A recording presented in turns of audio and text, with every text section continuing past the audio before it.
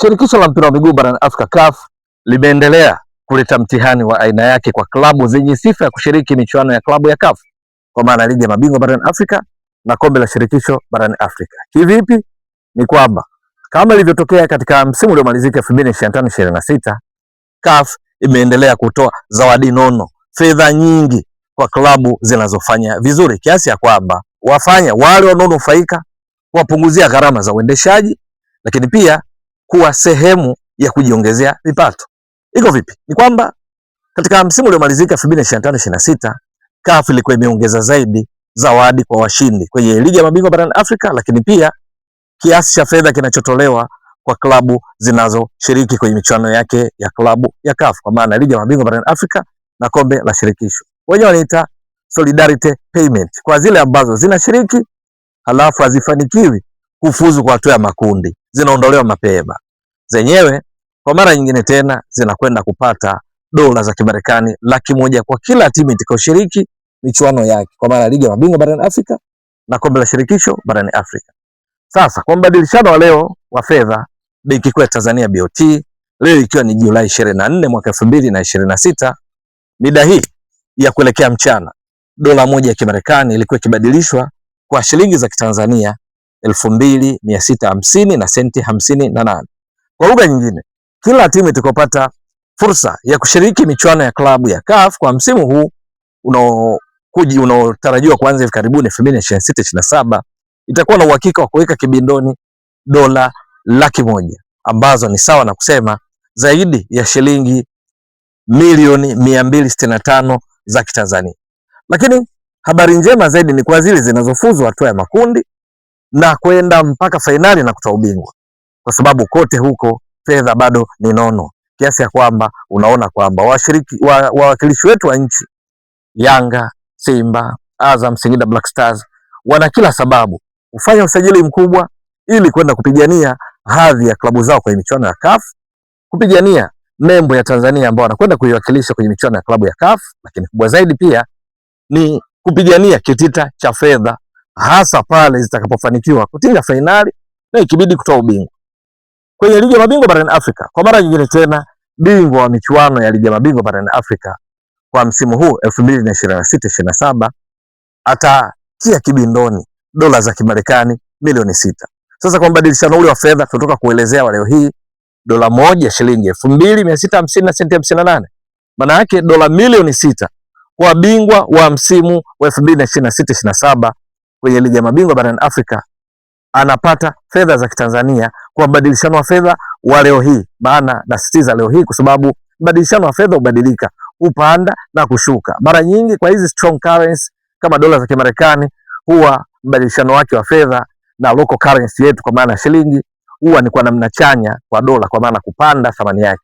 Sasa ni shilingi za Kitanzania bilioni 15 milioni 903 na 480 kwa tiketwa ubingwa.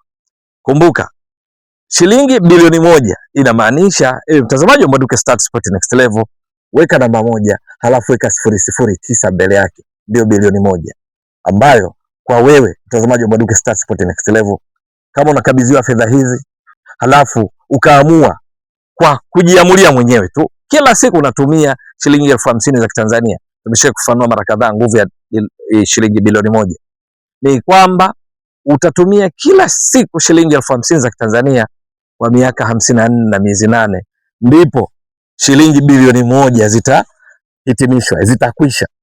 Sasa fikiria tunazungumzia dola shilingi bilioni 15 halafu milioni 903, yani ile inakaribia kwa bilioni 16. Ni fedha nyingi kiasi gani ambazo atazipata mshindi wa michuano ya ligi ya mabingwa barani Afrika kwa msimu wa 2026-2027.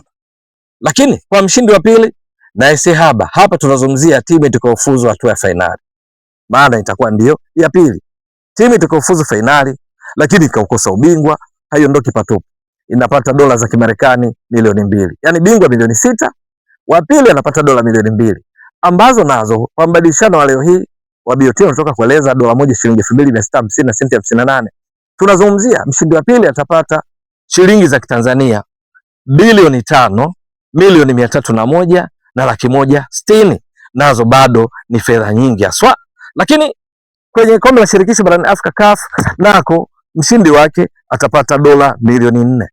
Dola milioni 4 kwa mbadilishano ule ambao kila mara na utaji wa shilingi 2650 na senti 58, tunazungumzia kwa fedha za Tanzania shilingi bilioni 10 milioni 602 na laki 320.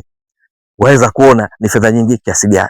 Lakini kwa wale watakaofuzu hatua ya nusu fainali ya ligi ya mabingwa barani Afrika, na waondoke watupu, wataondoka na dola milioni 1 na laki 2. Robo fainali ni dola laki 9 zitakazoishia hatua ya makundi, kwa maana nafasi ya 3, nafasi ya 4 kwenye hatua ya makundi ligi ya mabingwa barani Afrika, kila mmoja ataondoka na dola laki 7. Lakini kwenye kombe la shirikisho barani Afrika, hatua ya makundi ukiishia unaondoka na dola laki 4. Bingwa ni dola milioni 4 nilizotoka kuzielezea.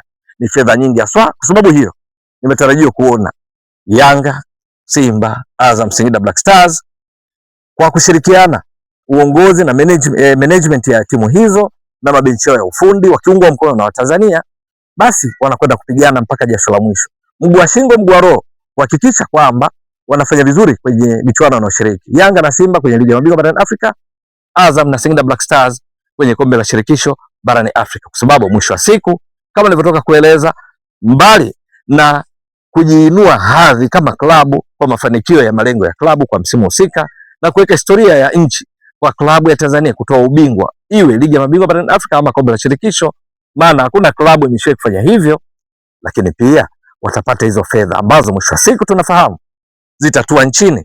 Singida Black Stars, Azam, Simba, Yanga, bila shaka fedha hizo wakizipata watawapatia wachezaji wao, watawapatia wafanyakazi wao na matumizi mbalimbali yanayohusiana na klabu, ambao mwisho wa siku kiasi kikubwa kitaishia hapa Tanzania na kuleta athari chanya katika uchumi. Tunasema ile multiplier effect, athari endelevu za kiuchumi. Ni faida kubwa kiasi gani za kiuchumi endapo timu zetu zitafanya vizuri. Maana nimetolea mfano wa Yanga, mfano huo huo una apply unakuwa pia kwa Simba endapo atatoa ubingwa au kufika fainali, Azam endapo atatoa ubingwa au kufika fainali, Singida Black Stars wakitoa ubingwa au kufika fainali, au Yanga isipotoa ubingwa lakini ikafika fainali. Ni fedha nyingi kiasi gani?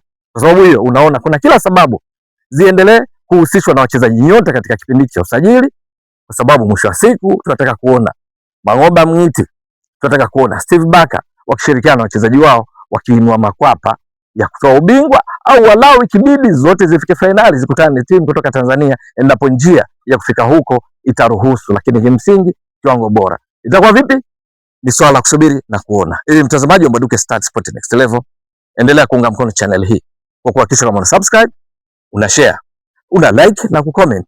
Mwasilishaji wako ni mimi Ramadhani Mbwaduke almaarufu kama Mzee wa Data.